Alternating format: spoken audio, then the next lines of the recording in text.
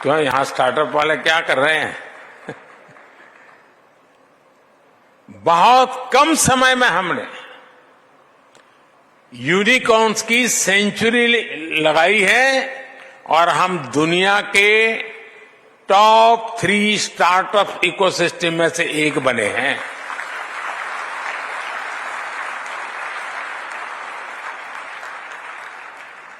दो 2014 में हमारे पास, मैं 2014 क्यों कह रहा हूं पता है ना? वो तारीख नहीं है, एक बदलाव है।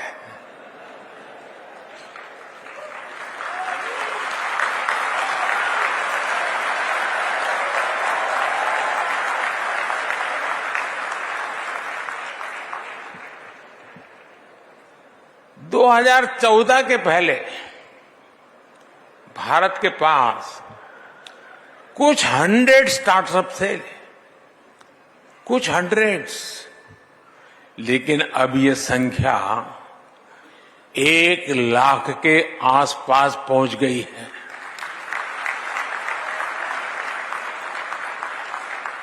ये भी बेहद अच्छा है कि स्टार्टअप को मेंटर और एनकरेज करने के लिए इंडिया मोबाइल कांग्रेस ने एस्पायर प्रोग्राम की शुरुआत की है।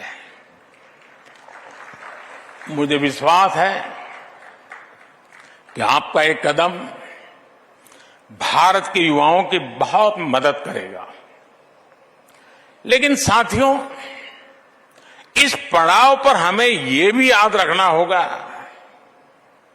कि हम कितना दूर आए हैं और इतना दूर किन परिस्थितियों के बाद आए हैं। आप 10-12 साल पहले के मोबाइल फोन्स को याद करिए। तब आउटडेटेड फोन की स्क्रीन घड़ी घड़ी हैंग हो जाती थी। ऐसा ही होता था ना? जरा बताइए ना।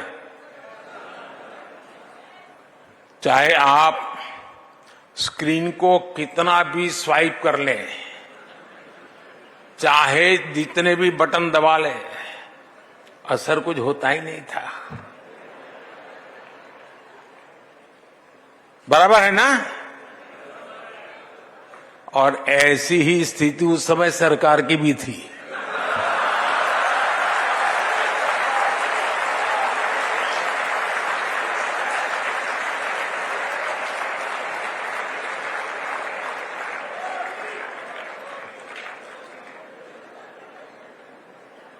उस समय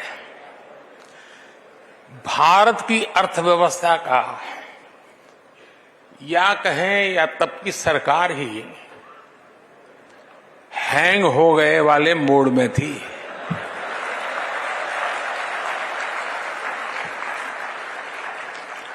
और हालत तो इतना बिगड़ चुका था, रीस्टार्ट करने से कोई फायदा नहीं था। बैटरी चार्ज करने से भी फायदा नहीं था, बैटरी बदलने से भी फायदा नहीं था। 2014 में लोगों ने ऐसे आउटडेटेड फोन को छोड़ दिया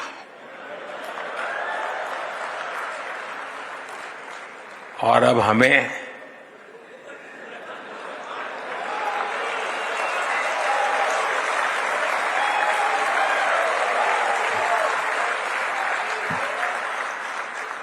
सेवा करने का अवसर दिया। इस बदलाव से क्या हुआ वो भी साफ दिखता है। उस समय हम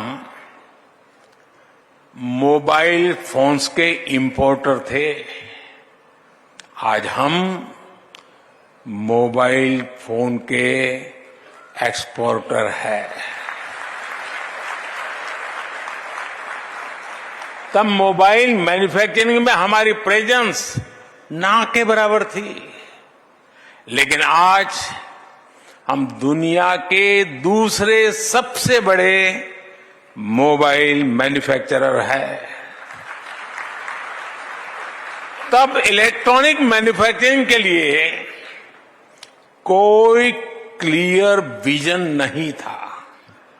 आज हम इलेक्ट्रॉनिक मैन्युफैक्चरिंग में करीब 2 लाख करोड़ रुपए का एक्सपोर्ट कर रहे हैं।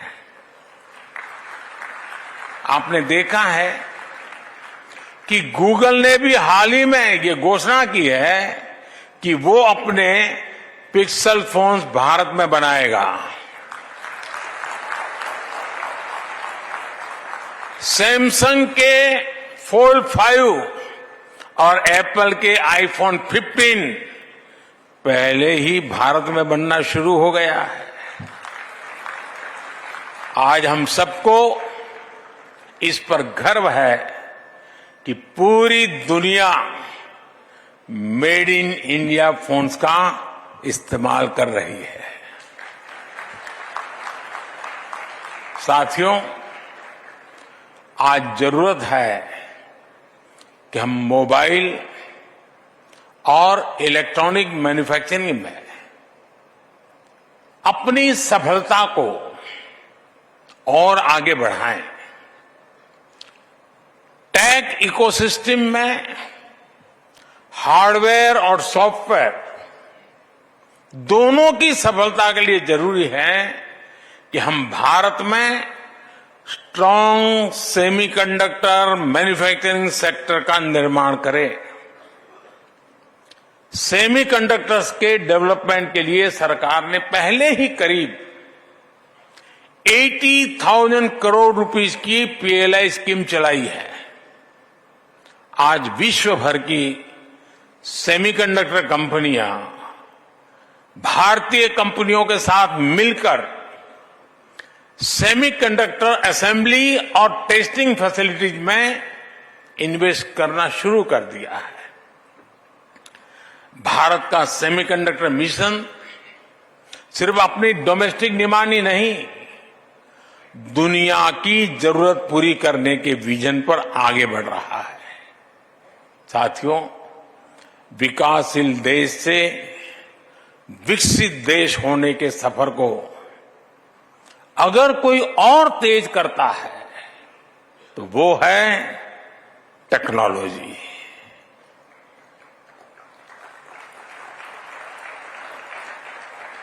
हम देश के विकास के लिए जितना ज्यादा टेक्नोलॉजी का इस्तेमाल करेंगे उतना ही विकसित होने की दिशा में आगे बढ़ेंगे। डिजिटल टेक्नोलॉजी में हम ऐसा होता हुआ देख रहे हैं जहां भारत किसी भी विकसित देश से पीछे नहीं है। ऐसे ही हर सेक्टर में बदलाव लाने के लिए हम उसे टेक्नोलॉजी से जोड़ रहे हैं। हम सेक्टर्स के हिसाब से अलग अलग प्लेटफॉर्म्स बना रहे हैं। लॉजिस्टिक्स के लिए पीएम गति शक्ति national master plan, health care के लिए national health mission, agriculture sector के लिए एग्री स्टैक, ऐसे अनेक प्लेटफॉर्म बनाए गए हैं। साइंटिफिक रिसर्च क्वांटम मिशन और नेशनल रिसर्च फाउंडेशन में भी सरकार बड़े पैमाने पर इन्वेस्ट कर रही है। हम indigenous design and technology development को भी लगातार प्रमोट कर रहे हैं। मुझे ये जानकर भी खुशी हुई कि इंटरनेशनल टेलीकॉम यूनियन और इंडिया मोबाइल कांग्रेस साथ मिलकर innovation and entrepreneurship for SDGs विषय पर एक इवेंट कर रहे हैं। साथियों, इन सारे प्रयासों के बीच एक बहुत ही इंपॉर्टेंट एस्पेक्ट है जिसकी तरफ मैं आपका ध्यान ले जाना चाहता हूं। ये एस्पेक्ट है साइबर सिक्योरिटी और सिक्योरिटी ऑफ नेटवर्क इंफ्रास्ट्रक्चर का। आप सभी ये जानते हैं कि साइबर सिक्योरिटी कॉम्प्लेक्सिटी का क्या है और इसके क्या दुष्परिणाम हो सकते हैं। G20 समिट में भी इसी भारत मंडपम में साइबर सिक्योरिटी के ग्लोबल थ्रेट पर गंभीर चर्चा हुई। साइबर सिक्योरिटी के लिए पूरी मैन्युफैक्चरिंग वैल्यू चेन में आत्मनिर्भरता बहुत जरूरी है, चाहे हार्डवेयर हो, सॉफ्टवेयर हो या कनेक्टिविटी। जब हमारी वैल्यू चेन का सब कुछ हमारे नेशनल डोमेन में होगा तो हमें इसे सिक्योर रखने में भी आसानी होगी। इसलिए आज इस मोबाइल कांग्रेस में ये चर्चा भी आवश्यक है कि हम ट्रबल मेकर से दुनिया की डेमोक्रेटिक सोसाइटी को कैसे सुरक्षित बनाएं। साथियों, लंबे वक्त तक भारत ने टेक्नोलॉजी की कई बसेस मिस कर दी है। इसके बाद वो समय भी आया जब हमने ऑलरेडी डेवलप्ड टेक्नोलॉजी में अपना टैलेंट दिखाया। हमें हमारी आईटी सर्विस इंडस्ट्री के उसको अभी बढ़ाने के लिए बाकी जो प्रयास हुआ है, लेकिन अब 21वीं सदी का ये कालखंड भारत की थॉट लीडरशिप का समय है। और मैं यहां बैठे हुए सबको और ये जो 100 लैब्स के उद्घाटन में बैठे हुए नौजवानों को कह रहा हूं, और विश्वास कीजिए दोस्तों, जब मैं कोई बात कहता हूं तो गारंटी से कम नहीं होती है।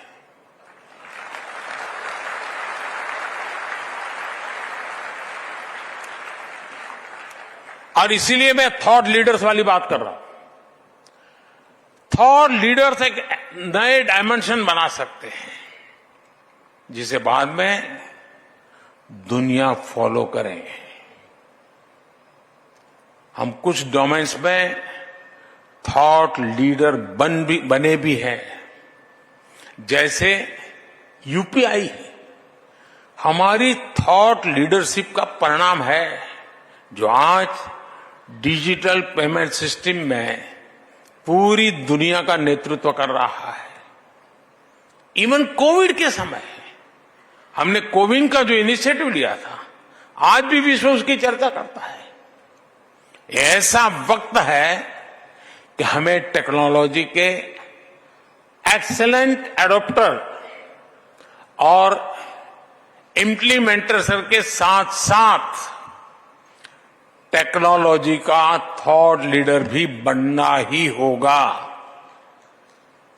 भारत के पास यंग डेमोग्राफी की ताकत है, वाइब्रेंट डेमोक्रेसी की ताकत है। मैं इंडिया मोबाइल कांग्रेस के लोगों, खासकर इसके युवा सदस्यों को आमंत्रित करता हूं कि वह इस दिशा में आए, आगे बढ़े। मैं आपके साथ हूं। आज एक ऐसे समय में जब हम विकसित भारत बनने की दिशा में आगे बढ़ रहे हैं, थॉट लीडर्स के रूप में आगे बढ़ने का ये ट्रांजिशन पूरे सेक्टर में क्रांतिकारी परिवर्तन ला सकता है। और मुझे विश्वास है, और ये मेरा विश्वास आप लोगों की क्षमता के कारण है। मेरा विश्वास आपके सामर्थ्य पर है, आपकी क्षमता पर है, आपके समर्पण पर है। और इसलिए मैं कहता हूं कि ये हम कर सकते हैं, जरूर कर सकते हैं। फिर एक बार आपको बहुत बहुत शुभकामनाएं। और मैं देश के, दिल्ली के, अगल बगल के इलाके के नौजवानों से आग्रह करूंगा कि वो भारत मंडपम में आए और ये जो एग्जीबिशन लगा है, जिसकी टेक्नोलॉजी में रुचि है, टेक्नोलॉजी भविष्य में जीवन में कैसे नए नए क्षेत्रों को छूने वाली है, उसको समझने के लिए ये बहुत बड़ा अवसर है। मैं सबसे आग्रह करूंगा, मैं सरकार के सभी विभागों से भी आग्रह करूंगा कि उनकी जो टेक्नोलॉजी की टीम हो वो भी यहां आकर इन चीजों को देखे। फिर एक बार आप सबको बहुत बहुत शुभकामनाएं। धन्यवाद। बहुत बहुत धन्यवाद माननीय प्रधानमंत्री जी, सभी को रिचार्ज करने का, रीइग्नाइट करने का, इंस्पायर करने का कि भारत विश्व का थॉट लीडर बने।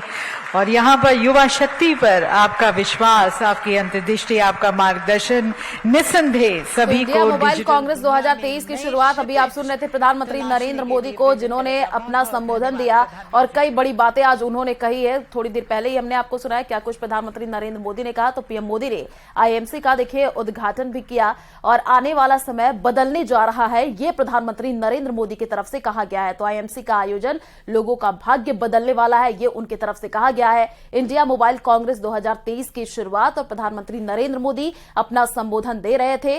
पीएम मोदी ने आईएमसी का उद्घाटन भी किया और तमाम बड़ी बातें आज प्रधानमंत्री नरेंद्र मोदी ने कही हैं। आने वाला समय बदलने जा रहा है, ये उन्होंने कहा है। आईएमसी का आयोजन लोगों का जो भाग्य है वो बदल देगा, ये प्रधानमंत्री नरेंद्र मोदी ने अपने संबोधन में कहा है।